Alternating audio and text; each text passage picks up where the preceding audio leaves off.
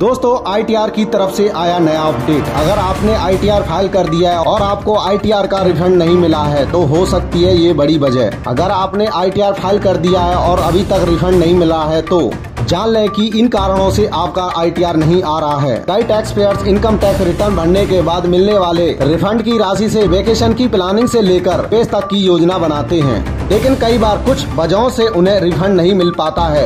ITR refund नहीं मिलने के कई कारण हो सकते हैं। वित्त वर्ष 22-23 में कई टैक्स पेयर्स के ITR दाखिल करने के बावजूद रिफंड नहीं मिले हैं। इसके पीछे कई कारण हो सकते हैं। सबसे पहले टैक्स रिफंड तुरंत न मिलने का एक सामान्य कारण ITR रिटर्न फॉर्म में गलत या अधूरी जानकारी देना। बैंकिंग डिटेल, आवासीय पता या ईमेल ID में कोई भी गड़बड़ी आपके टैक्स में रिफंड देरी का कारण बन सकती है। इसलिए अपना ITR दाखिल करते समय प्रदान की गई जानकारी की सटीकता सुनिश्चित करना महत्वपूर्ण होता है। बिजनेस टुडे से बातचीत में डेलॉयट इंडिया की पार्टनर आरती रावते ने कहा है कि ITR प्रोसेसिंग में देरी का कारण टैक्स पेयर्स द्वारा दिया गया गलत बैंक डिटेल्स हो सकता है।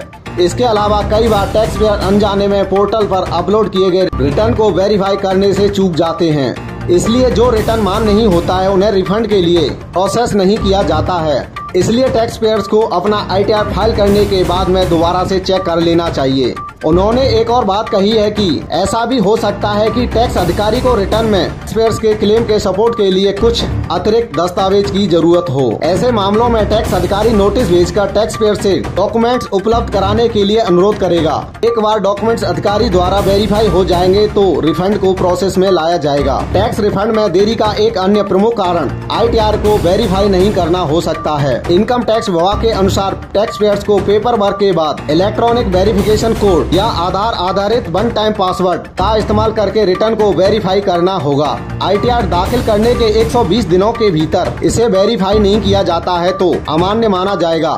इस वजह से टैक्स रिफंड जारी होने से रोका जा सकता है। दोस्तों, हमारी ये जानकारी आपको कैसी लगी हमें कमेंट बॉक्स में कमेंट करके जरूर बताना।